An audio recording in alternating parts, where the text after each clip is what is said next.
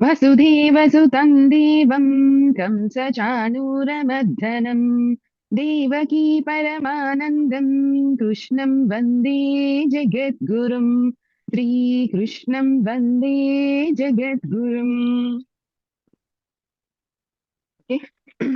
మనము ఇంతవరకు స్థితప్రజ్ఞుడు ఎలా ఉంటాడు, ఆయన ఎలా ఆయన యొక్క విశేషాలు ఏంటి అనేది మనం తెలుసుకున్నాము.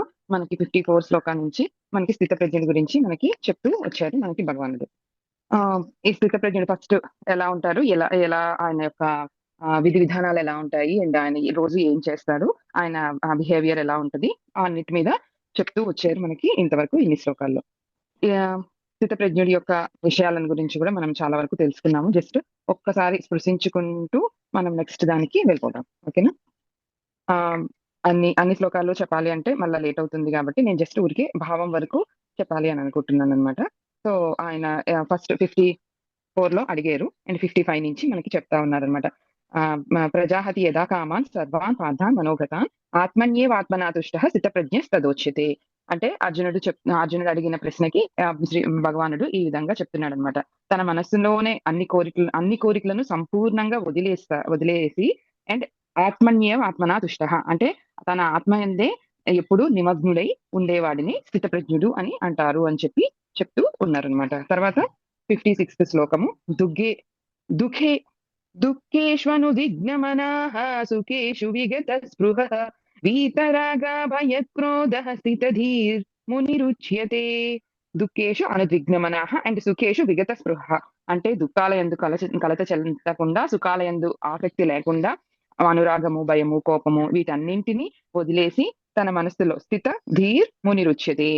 తన మనసులోనే స్థిరంగా ఉండేవాడినే స్థితప్రజ్ఞుడు అని అంటారు అని చెప్పి మనం 56 లో తెలుసుకున్నాం అనమాట. ఇక్కడ దుఃఖము సుఖము గురించి చెప్పారు. అండ్ మనకి నెక్స్ట్ యస్య సర్వత్రానభిస్నేహ తత్తత్ ప్రాప్య శుభాశుభం నాభినంతతి నద్వైష్టి తస్య ప్రజ్ఞా ప్రతిష్ఠిత.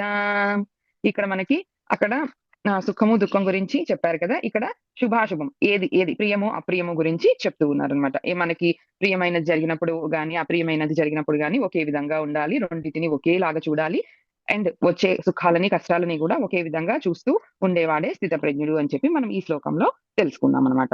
తర్వాత యదా సంహరతే చాయం కూర్మోంగానీవ శర్వసః ఇంద్రియాణీంద్రియార్థేభ్యస్తస్య ప్రజ్ఞా ప్రతిష్ఠిత. మనకి ఇన్ని విధాలుగా చెప్పారు కదా, దానికి ఎగ్జాంపుల్ గా కూడా మనకి ఇక్కడ చెప్తా ఉన్నారనమాట. కూర్మోంగానీవ సర్వశః అంటే కూర్మం అంటే ఇక్కడ తాబేలు అనమాట. తాబేలు ఏ ఒక్క అంగానికి ఇబ్బంది కలిగినా కూడా తన అన్ని అంగాల్ని ఏ విధంగా అయితే లోపలికి ఉపసంహరణ అనేది చేసుకుంటుందో, నువ్వు కూడా ఏ ఒక్క జ్ఞానేంద్రియానికి కర్మేంద్రియానికి గాని ఏ ఒక్క దాని ద్వారా గాని చెడు ప్రవేశించినప్పుడు ఆ ఒక్క ఇంద్రియమే కాదు అన్ని ఇంద్రియాలని కూడా నువ్వు లోపలికి ఉపసంహరణ చేసుకోవాలి. ఏ ఒక్క ఇంద్రియాన్ని వదిలేసినా కూడా మళ్ళా దాని ద్వారా ఇప్పుడు మనము ఇంట్లో ఏదో ఒక కిటికీ గాని, తలుపు గాని సైడ్ లో వదిలేసి వెళ్ళిపోయాం అనుకోండి, దాని ద్వారా దొంగ ఎలా ప్రవేశిస్తాడో అదే విధంగా నీకు ప్రవేశించి నీకు చెడుని కలిగిస్తాయి. సో అందువలన నువ్వు కూర్మంని ఎగ్జాంపుల్ గా చెప్పి అన్ని ఉపసంహరించుకోవాలి, అన్ని ఇంద్రియాలని నువ్వు లోపలికి ఉపసంహరించుకోవాలి. ఏదేదైతే మనం ఇక్కడ గ్రహిస్తామో అంటే తినేది ఒక్కటే కాదు, చూసేది వినేది అన్ని కూడా అనమాట. ఏదేదైతే మనం గ్రహిస్తామో వాటన్నింటినీ కూడా నువ్వు ఉపసంహరించుకోవాలి, జ్ఞానేంద్రియాలన్నింటినీ అని చెప్పి మనకి ఇక్కడ చెప్పారనమాట. ఇంకా మనకి చెప్పారు విషయా వినివర్తంతే నిరాహారస్య దేహినః రసవజ్ఞో రసోప్యస్య పరం దృష్ట్వా నివర్తతే. మనకి ఇక్కడ చెప్పారు విషయా వినివర్తంతే, విషయాలను నువ్వు వదిలేయాలి. విషయాన్ని ఒకటే వదిలేస్తే కాదు, దాని నుండి ఆ ఆ అంటే రసవజ్యం అంటే ఇప్పుడు ఉపవాసం చేసినప్పుడు అంటే నువ్వు భోజనం చెయ్యను అని అనుకొని ఉండడం కాదు, దాని మీద ఉండే ఆసక్తిని కూడా నువ్వు వదిలేయాలి. ఆసక్తిని ఎప్పుడైతే వదిలేస్తావో ఆ వాసనాక్షయము, మనోనాశనము, తత్వజ్ఞానం, అప్పుడు ఆ మనోనాశనం ఉన్నప్పుడు మాత్రమే తత్వజ్ఞానం అనేది కలుగుతుంది నీకు అని చెప్పి మనకి వాసనాక్షయాన్ని కూడా ఇక్కడ నువ్వు వదిలిపెట్టాలి అని చెప్పి మనకి ఈ శ్లోకంలో చెప్తూ వచ్చారు. Next 60th. యతతో happy Kaunteya పురుషస్య విపశ్చితః ఇంద్రియాణి ప్రమాధీని హరంతి ప్రసభం మనః. యతతో happy Kaunteya పురుషస్య విపశ్చితః ఇంద్రియాణి ప్రమాధీని హరంతి ప్రసభం మనః. ఇది మనకి ఏమని చెప్తూ వచ్చారంటే, ఇంద్రియాలు ఎంత శక్తివంతమైనవో నీకు తెలీదు. ఇంద్రియాలు ఎంత పెద్ద పెద్ద వాళ్ళని గూడా లాగేస్తాయి. సో, ఇంద్రియాలను నువ్వు తక్కువ అంచనా వేయొద్దు. నీ యొక్క శత్రువుని నువ్వు గనక కరెక్ట్‌గా అంచనా వేసినప్పుడే నీ ఎబిలిటీస్‌ని నువ్వెలా పెంచుకుంటావో, అదే విధంగా నీ ఇంద్రియాలను నువ్వు తక్కువ అంచనా వేయొద్దు అని చెప్పి మనకి ఈ శ్లోకం ద్వారా చెప్పారు.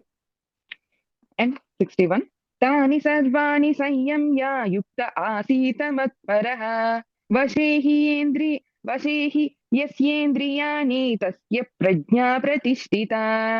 సో అలా అని ఇంద్రియాలు అంత బలవంతమైనవని చెప్పి నువ్వు వదిలేయొద్దు. మళ్ళా దానిని అంటే ఇంద్రియాలన్నీ చక్కగా వశపరుచుకొని సాధకుడు అనేవాడు సమాధి స్థితికి ఎలా అయితే చేరుకుంటాడో అలానే ఇంద్రియాలన్నీ నీ సాధన ద్వారా నువ్వు నీ కంట్రోల్‌లోకి తీసుకొస్తే అది సుస్థిరంగా నీ దగ్గర ప్రజ్ఞను అక్కడ ప్రతిష్టం చేయాలి నీ ప్రజ్ఞని. అప్పుడే నువ్వు అన్నిట్లోని ఆహ్, ఆహ్, అన్ని నువ్వు అనుకున్నవన్నీ జరుగుతుంది. సో, అండ్ ఇక్కడ ఎగ్జాంపుల్‌గా ఏం చెప్పారంటే ఒక కుండకి అంటే నీకు ఎంత ఎంత కావాలి అనేది నీకు తెలియాలన్నమాట. కుండకి చిల్లి ఒక హోల్ ఉందనుకోండి. ఆ హోల్‌లో ఎంతేస్తే పోతుంది? ఎంత వేసినా కూడా నిండదు గదా! సో, ఆ విధంగా ఆహ్, ఒక్క ఒక చిన్న అది కూడా ఉంచుకోకుండా జాగ్రత్తగా నువ్వు అన్ని ఫినిష్ చేయాలి అన్నట్టన్నమాట. అన్నీ గూడా నిగ్రహించుకోవాలి. అండ్ మనసుని భగవంతుని మీద పెట్టాలి అని చెప్పి మనకి ఇక్కడ చెప్తున్నారనమాట. అండ్ మనకి ఈ రోజు శ్లోకము 62 అండ్ 63 అండి. సో, ఆహ్, దీంతో పాటు నేను 1 మళ్ళా నేను ఒకసారి తీసుకొస్తాను. అందుకోసమని పూర్తిగా చెప్పలేదు. ఓకే. ఈరోజు మనకి ఈ 2 శ్లోకాల్లోని మనకి అంటే భగవంతుడు ఇంతవరకు నువ్వు ఇలా ఉంటాయి. అండ్ నువ్వు ఈ విధంగా చేస్తే నువ్వు స్థితప్రజ్ఞుడు అవుతావు అని చెప్పి చెప్పారనమాట.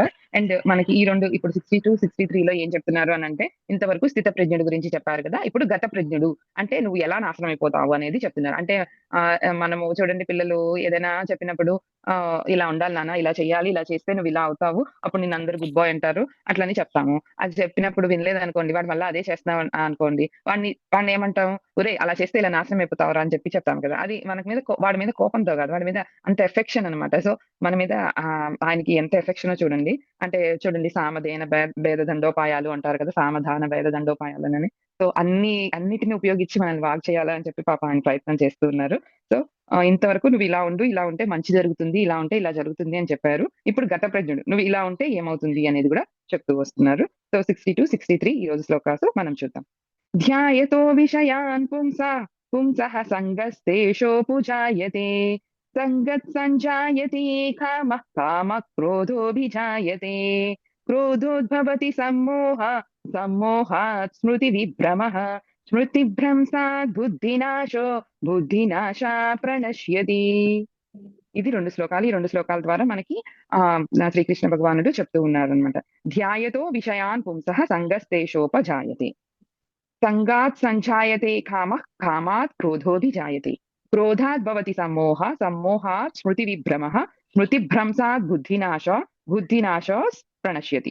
ఇక్కడ ఆయన ఏ విధంగా చెప్తూ ఉన్నారు అనంటే ఆహ్, ఆహ్, ఇప్పుడు మిత్రువులు ఒకరు శత్రువు మిత్రుడి దగ్గరికి వచ్చాడనుకోండి. వచ్చి నాకు కొంచెము మొదట్లో ఫస్ట్ కొంచెం ప్లేస్ ఇవ్వండి అని చెప్పి కూర్చోడానికి ప్లేస్ ఇవ్వండి అని చెప్పి అడుగుతాడనమాట. సో, వాడు కూర్చుంటాడు. వాడు శత్రువు కదా! సో, ఆబ్వియస్లీ వాడు ఫస్ట్ కూర్చోడానికి ప్లేస్ ఇస్తే అలాగా వాడు వామనమూర్తిలాగా పెరిగిపోయి వాడు పడుకోవడానికి ప్లేసు ఇంకా మొత్తం ఇల్లంతా వాడిదే అన్నట్టు చేస్తాడనమాట. అంతే కదండీ! సో, ఆ విధంగా మనకే తెలియకుండా మన యొక్క శత్రువులు మన శరీరంలో ప్రవేశించి మన జ్ఞానేంద్రియాలను, కర్మేంద్రియాలను, జీవుడిని ఎలా నాశనం చేస్తాయి అనే విషయాన్ని గురించి మనకి ఇక్కడ చెప్తూ ఉన్నారనమాట. దీంట్లో ఇంగ్లీష్‌లో ఒక ప్రోవెర్బ్ ఉందనమాట. Give me room to SIT down and I can make room to lay down. అంటే నాకు కూర్చోడానికి ప్లేస్ ఇస్తే పడుకునేదానికి ప్లేస్ నేనే చూసుకుంటాను అన్నట్టనమాట. సో, ఆ విధంగా చిన్న ప్లేస్ కావాలి అని చెప్పి ఫస్ట్ మనకి మన ఇంద్రియాల్లోకి ఇవన్నీ వస్తాయండి. అసలు ఏమొస్తాయి? అసలేంటి? అనేది ఫస్ట్ నేను ఎగ్జాంపుల్ చెప్పి మళ్ళా దీన్ని ఎక్స్‌ప్లెయిన్ చేద్దామని అనుకుంటున్నాను. అప్పుడు మీకు ఇంకా ఈజీగా అర్థమవుతదనమాట. సో, దీనికి ఒక ఆహ్, ఒక అమాయకురావు అన్నట్టు ఒకరు తీసుకుందాం. వాడేమి తెలివైనోడు కాదు. జస్ట్ అమాయకుడంతే. అమాయకురావని ఒకడున్నాడు. అండ్ వృద్ధ దంపతులు ఉన్నారనమాట.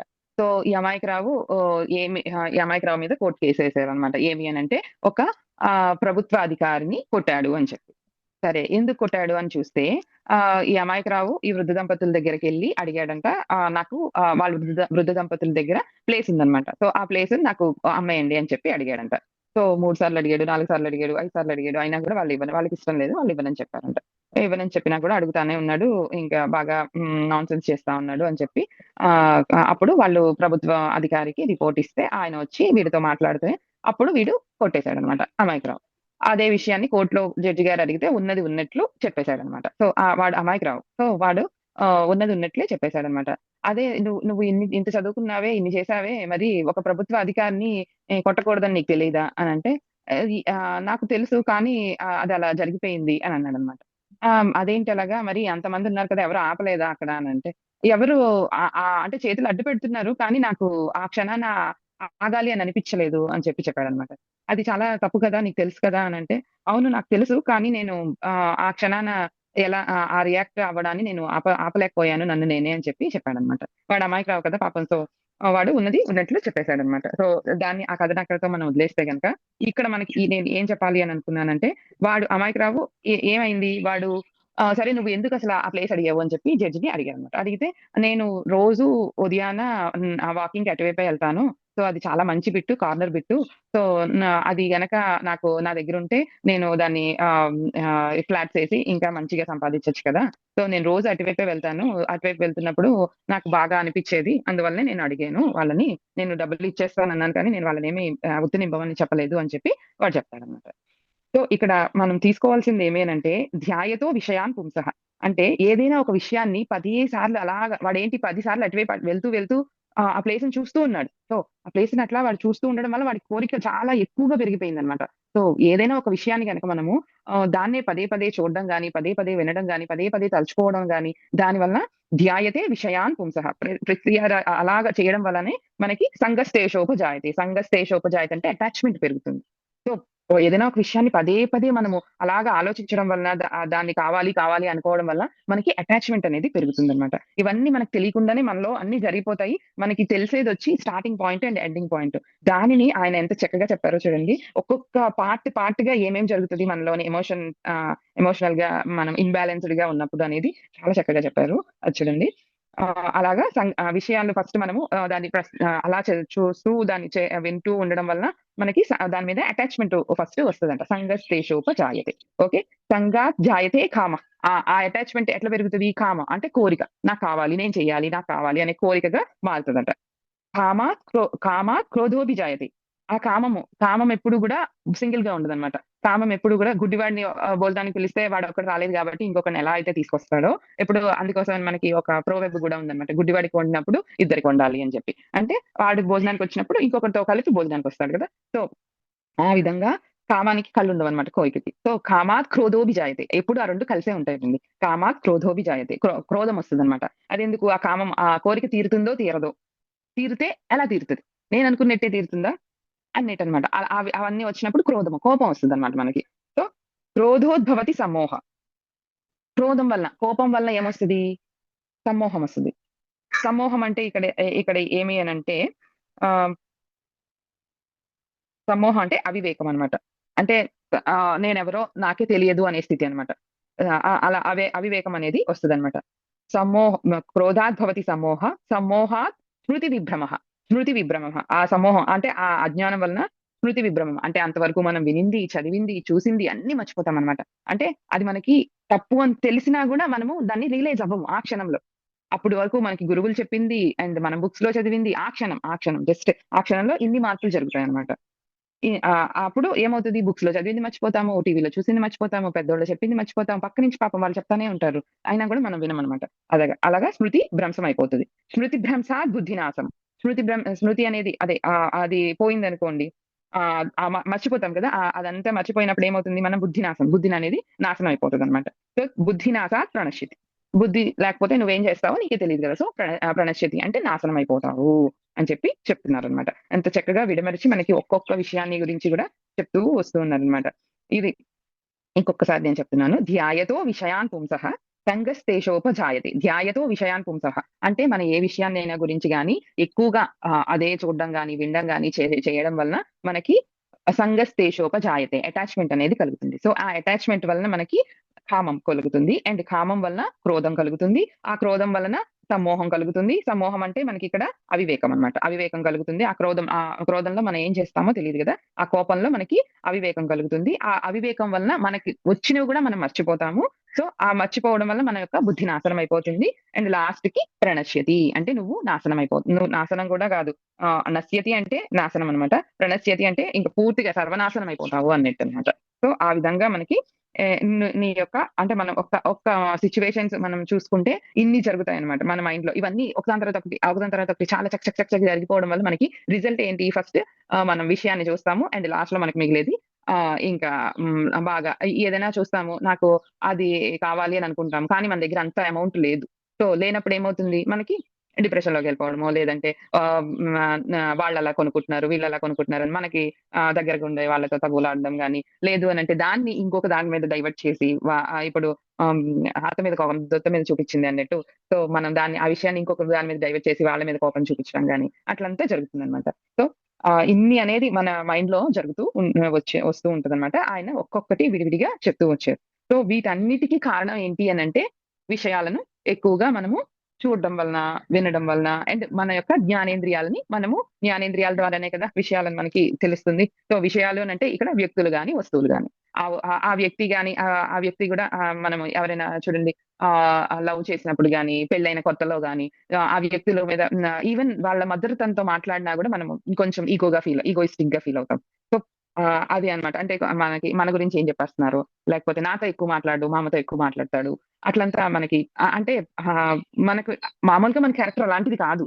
కానీ ఆ యొక్క ఇగో ఫీలింగ్ అనేదొస్తది. ఎందుకు? ఆ వ్యక్తి మీద మనము అంత పిచ్చి ప్రేమను పెట్టుకోనున్నామనమాట. ధ్యాయతే విషయాన్ పుంసః ఇదనమాట. ఈ ఈ ఈ ధ్యాయం దాన్నే ధ్యానం చేస్తూ అలాగా ఒకే దానిని గురించి పదే పదే అనుకోవడం గాని, పదే పదే అదే మత్తులో ఉండడం గాని, అట్లా చేయడం వలన మనకి ఒక అటాచ్‌మెంట్ అనేది ఏర్పడిందనమాట. సో, ఆ అటాచ్‌మెంట్ వలన కోరిక నాకే చేయాలి. ఆయన నాకే తీసుకురావాలి. ఇంకెవరికీ తేకూడదు. అది అలా వెళ్ళిపోతదనమాట. సో, ఎప్పుడు గూడా విషయాల్ని అంత టూ మచ్‌గా నువ్వు చెప్తూ నీకిది కావాలి. వచ్చింది నువ్వు స్వీకరించు. స్వీకరించొద్దని చెప్పట్లేదు ఆయన. వచ్చింది నువ్వు హ్యాపీగా స్వీకరించు. కానీ దాన్నే ధ్యానం చేస్తూ దాన్నే ఉండక అని చెప్పి చెప్తున్నారనమాట. అందుకోసమే మనకి ముందర శ్లోకాల్లో చెప్తూ ఉన్నారు చూడండి. తాని సర్వాణి సంయమ్య యుక్త ఆసీత మత్పరః. వశేహి య యస్యేంద్రియా వశేహి యస్యేంద్రియాణి తస్య ప్రజ్ఞా ప్రతిష్ఠిత. తాని సర్వాణి సంయమ్య. అంటే అన్ని నీ యొక్క ఇంద్రియాలన్నింటిని యుక్త ఆసీత మత్పరః. నీ దగ్గర ఉంచుకో. నీ నీ చేతిలో ఉంచుకో. నీ నీ కంట్రోల్‌లో ఉంచుకో. అండ్ ఆ కంట్రోల్‌లో నువ్వు ఉంచిన తర్వాత తస్య ప్రజ్ఞా ప్రతిష్ఠిత. నా మీద నువ్వు ప్రతిష్ఠింత చెయ్యి. నా మీద నువ్వు నీ యొక్క ఇక్కడ విషయాన్ పుంసః అని అన్నారు కదా! ధ్యాయతే విషయాన్ పుంసః. ఆయన్నే ఎక్కువ మనం అనుకుంటూ ఉన్నామనుకోండి.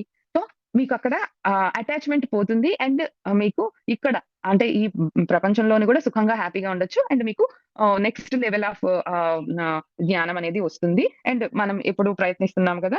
సో, ఆ విధంగా మనం మోక్షానికి గూడా అర్హులమవుతాము అని చెప్పి చెప్తూ ఉన్నారనమాట. సో, ఆ విధంగా మనకి ఇంద్రియాలనేది అందుకోసమనే ఇంద్రియాలు చాలా బలమైనది. ఇంద్రియాలను నీ కంట్రోల్‌లో ఉంచుకో. ఇంద్రియాలు ఎప్పుడైతే నీ కంట్రోల్‌లో ఉన్నాయో అంటే ఇంద్రియాలను కంట్రోల్‌లో ఉంచుకోవడం గూడా అంత ఈజీ కాదు. సో, ఇంద్రియాలని కంట్రోల్‌లో ఉంచుకోవాలి. ఆ ఇంద్రియాలు నీ కంట్రోల్‌లో ఉన్నప్పుడు మాత్రమే నువ్వు మళ్ళా ఇంద్రియాలు నీ కంట్రోల్‌లో ఉంచుకొని అలా ఏమి చేయకుండా నువ్వు ఉండలేవనమాట. సో, తస్య ప్రజ్ఞ ప్రతిష్ఠిత. ఆ ప్రజ్ఞను నా మీద నన్ను ఆరాధిస్తూ ఉండు. అంటే నన్ను నన్ను తలుచుకుంటూ ఉండు. అండ్ నన్ను తలుచుకుంటూ ఉండు అంటే ఆయన ఎక్కడో లేరు. మన ఆత్మలోనే ఉన్నారు. సో, ఆత్మలోనే మనం ప్రతిష్ఠిత సమాధి స్థితిలో ఉండి మన స్థిరత్వాన్ని మనము కోరుకోవాలన్నమాట. మనము ఎప్పుడు ధ్యానం చేయడం గాని, యోగా చేయడం వీటి అన్నిటి వలన మన యొక్క బ్యాలెన్స్‌డ్ స్టేట్ అనేది వస్తదనమాట. ఎక్కడైనా గూడా మనం బ్యాలెన్స్ చేయగలిగే స్టేట్ వస్తదనమాట. అండ్ ఇక్కడ సో, నేను కానీ విషయాలను నేను అనుకుంటూ ఉంటాను. ఈ మధ్యలో ఎక్కడైనా బ్రేక్ చేయొచ్చు కదా! ఇంత ఉంది కదా! ధ్యాయతే విషయాన్ పుంసః సంగస్తేషోపజాయతే అండ్ సంగాత్ జాయతే కామః. అంటే ఇన్ని ఉన్నాయి కదా పార్ట్స్. సో, నేను మధ్యలో ఎక్కడో ఒక దగ్గర బ్రేక్ చేస్తాను. కానీ నేను విషయాలను అనుకుంటూ ఉంటాను అనంటే, నువ్వు మధ్యలో అంతా బ్రేక్ చేయడం నీకు సాధ్యమయ్యే పనే కాదు. అండ్ ఇలాంటి పని మునులు, ఋషులే చేయలేకపోయారు. సో, నువ్వు మధ్యలో బ్రేక్ ఎక్కడ చేయలేవు. కాబట్టి నువ్వు ధ్యాయతే విషయాన్ పుంసః. అంటే స్టార్టింగ్‌లోనే నువ్వు అక్కడ ఆ కోరికల్ని పదే 10 సార్లు అలా అనుకోవడం అనేది మార్చుకో అని చెప్పి మనకి చెప్తూ ఉన్నారనమాట. ఇంకా ఇక్కడ ఏం చెప్తున్నారు అంటే ఇక్కడ దీని గురించి మనము చెప్పుకోవాలి అంటే, ఇంకా మనకి ఇప్పుడు మహాభారతంలోని శిఖండి కథ గురించి చెప్పుకోవచ్చండి. ఆవిడ శిఖండి ఎవరు? అంబ కదండీ! అంబ గదా! మనం దీని గురించి తెలుసుకున్నాము. అంబని తీసుకెళ్తాడు కదా! భీష్ముడు వాళ్ళ అక్క చెల్లెల్నందరిని యుద్ధం చేసి ఇద్దరు అక్క చెల్లెల్ని తీసుకొనెళ్లి చిత్రాంగుడు, విచిత్రవీరుడు వీళ్ళిద్దరికీ పెళ్లి చేయాలి అని చూస్తారు కదా! సో, అప్పుడు ఇంకా వాళ్ళిద్దరూ ఒప్పుకోక ఇంకా అప్పుడు మళ్ళా అంబని పంపించేస్తే తను లవ్ చేసింది అని చెప్పినప్పుడు సాల్వుడు అనే ఆ రాజుని తను లవ్ చేస్తే అప్పుడు పంపించేస్తాడు కదా! పంపించేస్తే సాల్వ మహారాజు కూడా ఇంకా నేను గెలుచుకున్న వాళ్ళే తీసుకెళ్ళాలి. నేను నిన్ను ఏలుకోలేను ఏమనుకోకు అని చెప్పి పంపించేస్తారు కదా! అప్పుడు అంబ వచ్చి శిఖండిగా మారుతది. షార్ట్ ఫార్మ్‌లో నేను చెప్పింది. సో, అసల అక్కడ ఏం జరిగింది అనంటే అంబకు ఆహ్, అంబ ఏమనుకునింది అంటే తనకి పెళ్లి మీద అంత వ్యామోహం అన్నమాట. ఆవిడ ధ్యాయతే విషయాన్ పుంసః పెళ్లి మీద పెళ్లి చేసుకోవాలి అనే ఒక దాని మీద ఆవిడకి అంత వ్యామోహం అన్నమాట. ఆవిడ అంత చేసుకోవాలి, నేను ఇలా ఉండాలి, అలా ఉండాలి అని పెళ్లి చేసుకోవాలి అనని. ఆవిడ నిజంగానే లవ్ చేసిన వ్యక్తిని పెళ్లి చేసుకోవాలి అని అనుకుంటే, ఆవిడ డైరెక్ట్‌గా సాల్వ మహారాజు దగ్గరికే వెళ్ళేది గానీ, మళ్ళా వచ్చి నన్ను వాళ్ళొద్దన్నారు. సో, భీముడిని కూడా అడుగుతదండి. నన్ను నువ్వేనా చేసుకో అని చెప్పి అడుగుతది. అలా అడగరు కదా! నిజంగా ఆవిడ లవ్ మీద గనుక ఆవిడ ప్రేమించింది. సో, ఆ ప్రేమ మీదే అంత స్టాండ్ అయ్యి ఆవిడ ఉంటే గనక భీముడిని ఆ మాట అడగదు కదా! సో, ఆవిడక్కడ ఏం చేసిందంటే ధ్యాయతే విషయాన్ పుంసః. ఆవిడ పెళ్లి మీద వ్యామోహం అంతే. మనిషి మీద ఆ యొక్క మనిషి మీద కాకుండా ఆవిడకి పెళ్లి మీద వ్యామోహం. ఆ వ్యామోహం వల్ల ఏమైంది? ఇంకా మళ్ళా ఇంకొక జన్మెత్తి ఆయన మీద పగ తీర్చుకుంది. అసల చెప్పకపోతే అక్కడ పాపం అతని మీద కోపం దొత్త మీద చూపించినట్టు అన్నట్టు అక్కడ సాల్వ మహారాజు వద్దనేసారు. ఆయనేమనలేదు. అండ్ ఇక్కడ విచిత్ర వీరుడు, విచిత్రాంగుడు వీళ్ళిద్దరు వద్దనేసారు. వీళ్ళిద్దరిని ఏమనలేదు. కానీ పాపం తీసుకొచ్చినందుకు భీష్ముడిని భీష్మ మహారాజుని ఇంకా ఆయన్ని మళ్ళా ఇంకొక జన్మెత్తి ఆయన మీద పగ తీర్చుకునింది. అంటే ఆవిడ చూడండి ఆవిడ బుద్ధి ఎంత నాశనం అయిపోయింది. ఆ ఒక్క చిన్న థాట్ వలన ఆవిడ 2 జన్మలు ఎత్తాల్సొచ్చిందన్నమాట. అంటే ఆవిడ అంత ఇదిగా మనము నాశనం అయిపోతామనమాట. సో, ఆ విధంగా మనం ఇక్కడ ఎగ్జాంపుల్‌గా తీసుకోవచ్చనమాట. సో, ఆ యొక్క చిన్న కోరిక తీర్చుకునేదానికి ఆవిడ ఆ 2 జన్మలు ఎత్తాల్సిన అవసరం వచ్చిందనమాట. సో, ఆవిడ పోనీ ఇంకేదైనా దాని గురించి అనంటే పోనీ అనుకోవచ్చు. అంటే మంచి విషయాన్ని గురించి అంటే అనుకోవచ్చు. కానీ ఓన్లీ పగ తీర్చుకోవడానికి మాత్రమే ఆవిడ 2 జన్మలు ఎత్తాల్సిన అవసరం అనేది వచ్చిందనమాట. రెండో జన్మలో మళ్ళా ఆయన్ని చంపితే గాని ఆవిడ శాంతించలేదు. సో, అంత ఎక్స్‌ట్రీమ్ లెవెల్‌కి తీసుకొని వెళ్ళిపోతదనమాట. సో, అలాంటి చిన్న చిన్నవే ఇప్పుడు చూడండి మామూలుగా మనం చాలా న్యూసుల్లో చాలా చూస్తా ఉంటాం. తండ్రిని ఆ మదరే బిడ్డని కొట్టేసిందని, ఇచ్చేసిందని, అది చేసిందని అట్లా అంటే ఆ క్షణం కోపం అనమాట. ఆ క్షణం కోపం. జస్ట్ ఆ క్షణం గనక మనం కంట్రోల్ చేసుకుంటే మనం ఎంత మన ఎన్నో జీవితాలు నిలబెట్టిన వాళ్ళమవుతామనమాట. సో, ఆ యొక్క కంట్రోల్ అనేది నీకుండాలి అని చెప్పి నువ్వు అంత విధంగా నాశనం అయిపోతావు. సో, నువ్వు జాగ్రత్తగా నీ యొక్క ఇంద్రియాలని జాగ్రత్తగా నీ దగ్గర ఉంచుకో అని చెప్పి చెప్తూ ఉన్నారనమాట. అండ్ దీనికి ఎగ్జాంపుల్‌గా మనకి సావిత్రి మ్యామ్ చెప్పారు కదా! ఒక ముని గురించి. ఆయన చూడండి జస్ట్ ఆ చేప యొక్క ఆ చేపలు అదే సముద్రం లోపలికెళ్ళి ఆయన ఇక్కడ డిస్టర్బెన్స్‌గా ఉందని చెప్పి సముద్రం లోపలికెళ్ళి ఆయనేమొచ్చి తపస్సు చేసుకుంటున్నప్పుడు చేపలతో ఆయనకి అటాచ్‌మెంట్ కుదిరి అప్పుడు ఆ చేపలొచ్చి సంసారం చేసుకున్నప్పుడు చూసి ఆయన కూడా టెంప్ట్ అయ్యి మళ్ళా బయటకొచ్చి ఎన్నో ఏళ్ళు బయట ఉండి అన్నీ చేసిన తర్వాత మళ్ళా ఎళ్లారు. అంటే ఆ ఒకే ఒక్క విషయం వల్ల ఎన్ని ఏళ్ళు ఆహ్, ఆహ్, పోయింది అక్కడ. సో, ఆ ఒక్క విషయం వల్ల మనకి అన్నేళ్ళు అంటే మనకు అన్నేళ్ళు లేవులెండి. మన జీవితం అనేది టైమ్ అనేది వేస్ట్ అవుతుంది. అండ్ నువ్వు దేని మీద కాన్సంట్రేట్ జేయాలో దాని మీద కాన్సంట్రేట్ చేయలేవు. సో, ఇది చాలా మనము కరెక్ట్‌గా అర్థం చేసుకుంటే గనక ఈ 2 శ్లోకాలే మనకి సరిపోతాయండి మన జీవితానికి. సో, నేను చెప్పినవి చాలా చాలా పెద్ద పెద్ద విషయాలు. అవి కాకుండా చాలా చిన్న చిన్న విషయాలు మన ఇంట్లోనే చాలా జరుగుతా ఉంటాయన్నమాట. కొంచెం మనము అబ్జర్వ్ చేస్తే మనకి అబ్జర్వెన్స్ అనేది పెంచుకోవాలన్నమాట. సో, దేనికైనా గూడా అబ్జర్వెన్స్ పెంచుకోవాలి. అండ్ ఎవరైనా గూడా ఒకే ఒక విషయాన్ని మనము గుర్తుపెట్టుకోవాలి ఏమి అనంటే ఎవరైనా గూడా ఇప్పుడు హ్మ్. మీరు సంతోషంగా ఉండడం ఇంకొకరు సంతోషంగా ఉండడం నీకిష్టం లేదా? అంటే ఇష్టం ఉందనే చెప్తారు. అందరూ హ్యాపీగా ఉండాలనే చెప్తారు కదండీ! సో, ఆ యొక్క అవేర్‌నెస్ అనేది మనము తెలుసుకోవాలనమాట. సో, ప్రతి ఒక్కరికి అందరూ సంతోషంగా ఉండడం ఇష్టమే. కానీ వాళ్ళు ఇప్పుడు నువ్వే యోగా చేయాలి, రోజు లెయ్యాలి 5:30కి అనంటే ఎన్ని సార్లు కనీసం ఒక 1000 సార్లైనా మినిమమ్ అది గూడా. నువ్వు కరెక్ట్ అవ్వడానికి నిన్ను నువ్వు కరెక్ట్ చేసుకోవడానికి 1000 సార్లైనా నువ్వు మధ్యలోని బ్రేక్ చేస్తూ ఉండుంటావు. అంటే రేపు చేద్దాంలే, ఎల్లుండి చేద్దాంలే కొంచెం వీక్‌గా ఉంది కదా! మళ్ళా చూద్దాంలే అని ఎన్ని సార్లు నువ్వు చెయ్యవు. సో, అదే ఇంకొకరికి చెప్పినప్పుడు ఒక 4 టైమ్స్ చెప్తావు, 5 టైమ్స్ చెప్తావు, 10 టైమ్స్, 100 టైమ్స్ చెప్తావు మాక్సిమం. 100 టైమ్స్ చెప్తావు. నీకెన్ని సార్లు చెప్పినా అర్థం కాదా? ఎందుకు కావాలనే చేస్తున్నావు అని అనేస్తాం కదండీ. సో, కావాలని ఎవరు చెయ్యరు. వాళ్ళ కెపాసిటీ అంతవరకు రాలేదనమాట. సో, అది మనం అర్థం చేసుకోవాలి. అదే నీకైతే నువ్వు 1000 సార్లు చెప్పుకుంటావే, అదే ఎదుటి వాళ్ళకైతే నువ్వు 100 సార్లు చెప్పేసరికి నీకు కష్టంగా ఉంది. సో, ఎవరు కావాలని ఏది చెయ్యరు. సో, వాళ్ళకి ఆ సామర్థ్య లోపం వల్ల, వాళ్ళకి ఆ సామర్థ్యం లేకపోవడం వలన వాళ్ళు అది చేస్తూ ఉంటారనమాట. సో, ఆ చిన్న అవేర్‌నెస్ అనేది మనం పెట్టుకొని అంటే నేను యోగా గురించి చెప్పాననంటే ఆల్‌మోస్ట్ నేను దానికి రిలేటెడ్ గాబట్టి నాకు మార్నింగ్ లేసిన వెంటనే నేను నా కొడుక్కి ఎక్కువ చెప్పేది అదే కాబట్టి సో, ఆ కన్వర్జేషన్ వచ్చింది. కానీ మాక్సిమం ఏ పనిలో అయినా గూడా మనకి వస్తది గదండీ! సో, మనకైతే ఒక రూలు, బయటోళ్ళకైతే ఒక రూలు. సో, అలా కాకుండా మనము కొంచెం చిన్న చిన్న బ్యాలెన్సెస్ అంతా మిస్ అవ్వకుండా ఉంటే మనము ఇంకా హ్యాపీగా లైఫ్‌ని లీడ్ చేయొచ్చనమాట. అండ్ ఆ బ్యాలెన్సెస్‌ని ఎట్లా మిస్ అవ్వకుండా ఉండాలి అనేది ఈ ఈ యొక్క శ్లోకాల్లో మనకి చెప్తూ ఉన్నారన్నమాట. సార్ మీరు జ్యోతి ఒక్క నిమిషం చెప్పండి. కొంచెం బ్రేక్ ఇచ్చి మళ్ళిస్తాను.